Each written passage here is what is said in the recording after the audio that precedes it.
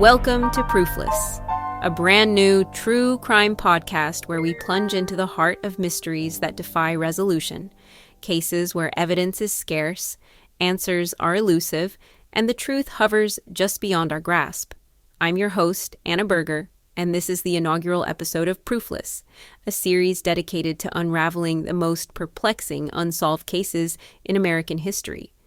We're starting with a story that has haunted investigators, families, and true crime enthusiasts for nearly 2 decades, the disappearance of Jennifer Kesse, a 24-year-old woman from Orlando, Florida, who vanished without a trace in January 2006. This case is a labyrinth of clues that don't quite connect, a family's unrelenting search for answers, and a community left grappling with questions that remain unanswered. So, settle in, grab a coffee, and prepare to dive into a story that will linger with you long after this episode ends. Let's set the scene. It's January 2006 in Orlando, Florida, a city synonymous with sunshine, theme parks, and the magic of Disney World. But beyond the tourist attractions, Orlando is a sprawling urban hub where everyday people live, work, and chase their dreams. Jennifer Kesse was one of those people, a young woman who embodied ambition and determination. At 24, Jennifer had already carved out an impressive life for herself. A graduate of the University of Central Florida with a degree in finance, she worked as a financial analyst at Central Florida Investments, a timeshare company in the heart of Orlando. Colleagues described her as sharp, professional, and someone who could light up a room with her infectious smile. She was the kind of person who made friends easily, stayed close to her family, and approached life with a sense of purpose. Jennifer had recently achieved a major milestone, purchasing her first condo at the Mosaic at Millennia, a gated community in a developing part of Orlando. The complex was upscale, with modern amenities, but it was still under construction, with workers coming and going daily. For Jennifer, the condo was a symbol of her independence, a place she could call her own. She was meticulous about her space, keeping it tidy and secure, a reflection of her cautious nature. Her family, particularly her parents, Drew and Joyce Kesse, and her younger brother Logan, were incredibly proud of her. They spoke often, sharing updates about their lives, and Jennifer's bond with them was unbreakable. She was also in a committed relationship with her boyfriend, Rob Allen, who lived in Fort Lauderdale, about a 3-hour drive away. The couple had just returned from a romantic vacation in the Virgin Islands, where they'd spent days soaking up the sun and planning their future together. By all accounts, Jennifer was thriving. Her life a blend of professional success, personal fulfillment, and optimism for what lay ahead. On the evening of January 23, 2006, Jennifer followed her usual routine. She'd had a busy day at work and returned to her condo around 6 p.m.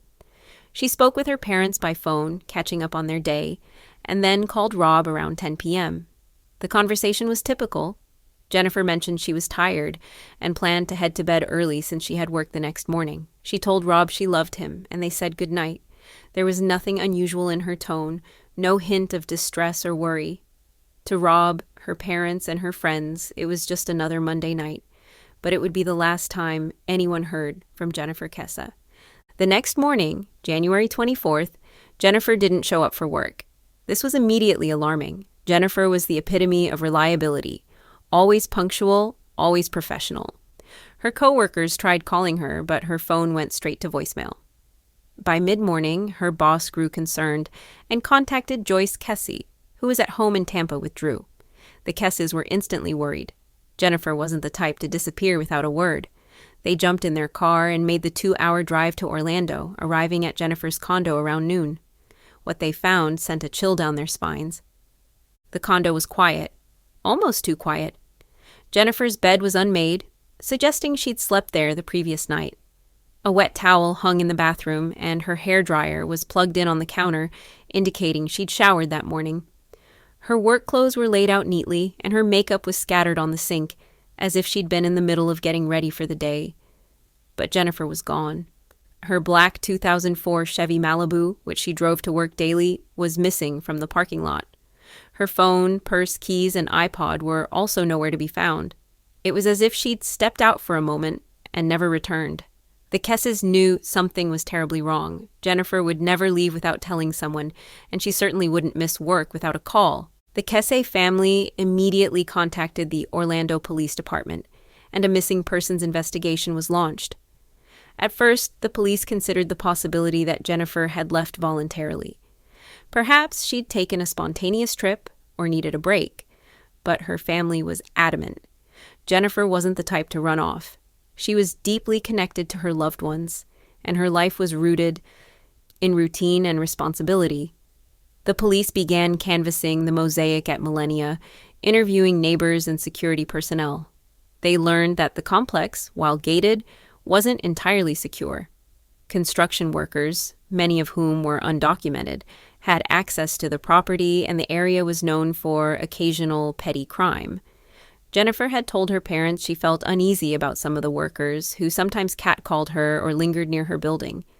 This detail stuck with the Kesses, who wondered if someone at the complex had been watching her. 2 days later, on January 26th, a critical clue emerged.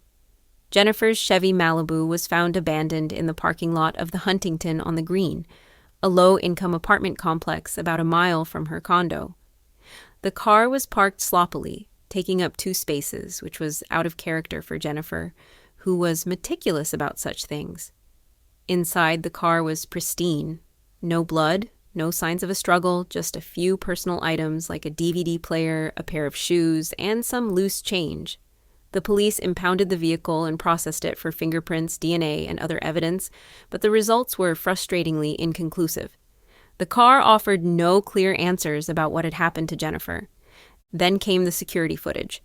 The Huntington on the Green had surveillance cameras, and investigators obtained video from January 24th, time-stamped around noon. The footage showed a person parking Jennifer's car and walking away. This individual, quickly labeled the person of interest by police, was the closest thing to a suspect in the case.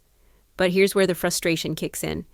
The video was grainy, and in every frame the person's face was obscured by a fence post, making identification impossible.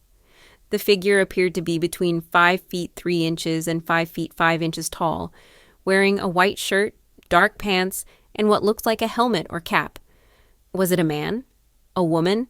No one could say for sure. The person walked out of the camera's frame and vanished, leaving behind one of the most infamous images in true crime history. A shadow that held the key to the case but refused to reveal its secrets. The Orlando Police Department threw everything they had into the investigation. They interviewed Jennifer's family, friends, co-workers, and neighbors, searching for any hint of what might have happened. Her boyfriend, Rob Allen, was an early focus. He was in Fort Lauderdale at the time of her disappearance, and his alibi was airtight, confirmed by phone records and witnesses. The police also looked into an ex-boyfriend who had recently tried to reconnect with Jennifer, but he too had a solid alibi. They explored her workplace, questioning whether someone at Central Florida Investments might have had a motive, but no one stood out. Jennifer's life seemed remarkably free of conflict. No enemies, no major debts, no obvious red flags. One theory that gained traction was tied to the construction workers at the Mosaic at Millennia. The complex was a hive of activity, with dozens of workers on site daily. Jennifer had mentioned to her family that she felt uncomfortable with some of them, particularly their comments and lingering stares. The police interviewed several workers, but many were uncooperative, and some had left the area shortly after Jennifer's disappearance. The transient nature of the workforce made it difficult to track everyone down, and without concrete evidence, this lead fizzled out. Another theory suggested a random abduction, possibly linked to Orlando's high tourist traffic and transient population. In 2006, the city was a hub for visitors, and crimes like human trafficking weren't uncommon. But again, there was no proof to support this idea. The Kesse family refused to sit idly by. Drew and Joyce became fierce advocates for their daughter, organizing search parties, distributing flyers, and keeping Jennifer's story in the media. They appeared on national television, from 48 Hours to America's Most Wanted, pleading for information. They set up a website, jenniferkesse.com, to share updates and collect tips from the public. Their determination led to the passage of Jennifer's Law in Florida in 2008, which allows families of missing persons to access police records after a certain period, giving them more control over the investigation. The Kesses hoped this would uncover new leads, but the case remained stubbornly cold. As months turned into years, the investigation stalled. The Orlando Police Department faced criticism from the Kesse family and the public for what they saw as early missteps. The family argued that the police didn't treat Jennifer's disappearance as a potential crime from the start, wasting precious time. For example, her condo wasn't thoroughly searched for days, and the initial processing of her car was limited. The police, in their defense, insisted they followed every lead, but the lack of physical evidence, no body, no crime scene, no murder weapon, made it nearly impossible to build a case. In 2018, a ray of hope emerged when the Orlando Police Department handed the case over to the Florida Department of Law Enforcement, FDLE, for a fresh perspective. The FDLE brought in advanced forensic techniques, re-examining evidence from Jennifer's car and condo. In 2021, the Kesse family announced a significant development. The case was reclassified from a missing persons case to a possible abduction, and new DNA evidence was being analyzed. According to a 2024 report from Fox News, this DNA, found in Jennifer's car, belonged to an unknown individual, but was too partial to generate a full profile. The family also gained access to 67,000 pages of police records, which they've been painstakingly reviewing with the help of private investigators. The lack of digital evidence has been a major hurdle. In 2006, smartphones were not yet widespread, and social media was in its infancy. Jennifer's phone records showed no unusual activity, no strange calls or texts in the days before her disappearance. Her phone stopped transmitting after her 10 p.m. call with Rob on January 23rd, suggesting it was turned off or destroyed shortly after. Her bank accounts and credit cards showed no activity, ruling out the possibility that she'd left to start a new life. The absence of a digital footprint made it harder to reconstruct her final moments, leaving investigators to rely on physical evidence that was frustratingly scarce. Theories about Jennifer's fate are as varied as they are speculative. The most popular theory is that she was abducted from her condo's parking lot as she left for work. The layout of the mosaic at Millennia made it possible for someone to approach her unnoticed, especially early in the morning when the complex was quiet. The person of interest in the security footage is central to this theory. Could they have been lying in wait? Perhaps someone who'd been watching Jennifer for days or weeks? The construction worker angle remains compelling, given the number of strangers with access to the complex. Some speculate that Jennifer was targeted by someone she knew, though no one in her inner circle has been definitively linked to the crime. Others point to the possibility of a random act of violence, perhaps by someone passing through Orlando's transient community. The Jennifer Kesse case has sparked endless debate among true crime enthusiasts. On platforms like Reddit and Web Sleuths, users dissect every detail, from the security footage to the construction worker theory. Some believe the person of interest holds the key to the case, arguing that modern image enhancement technology could clarify the footage.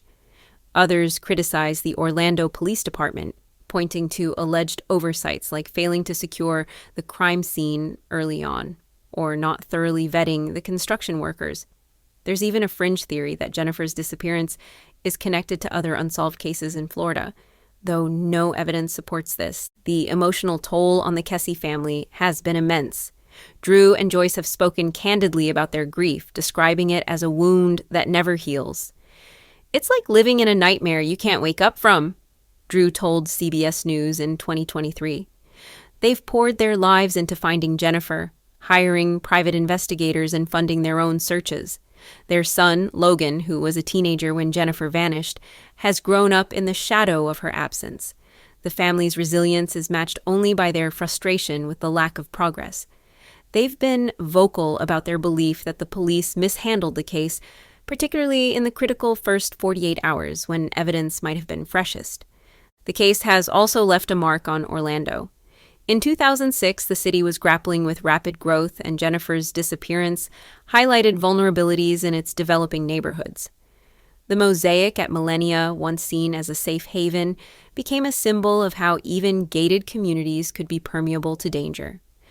Residents began locking their doors more diligently, and the case sparked discussions about safety for young women living alone. As of July 2025, the Jennifer Kesse case remains active, with the FDLE continuing to pursue leads. The Kesse family offers a $15,000 reward for information leading to answers, and they've expressed hope that advancements in technology, like genetic genealogy, could one day crack the case. Companies like Parabon Nanolabs have used DNA to solve decades-old mysteries, and the Kesses are banking on similar breakthroughs. They've also called for the FBI to take over the investigation, believing federal resources could bring new momentum. What happened to Jennifer Kesse? Was she taken from her parking lot by someone who'd been watching her? Did the person of interest in the security footage act alone, or were they part of a larger scheme? Could new forensic techniques finally reveal the truth, or will this case remain proofless forever? The questions linger, as does the pain of a family that refuses to give up. Jennifer's story is a stark reminder of how quickly a life can change, and how hard it is to find answers when the evidence is so thin. That's all for the first episode of Proofless. The disappearance of Jennifer Kesse is a case that grabs you by the heart and doesn't let go. It's a story of a young woman with everything to live for, a family fighting against all odds, and a mystere that defies resolution. If you have any information about Jennifer's case, please contact the Florida Department of Law Enforcement or visit jenniferkesse.com. We'd love to hear your thoughts on this episode. Head to our website or social media to share your theories or connect with other listeners.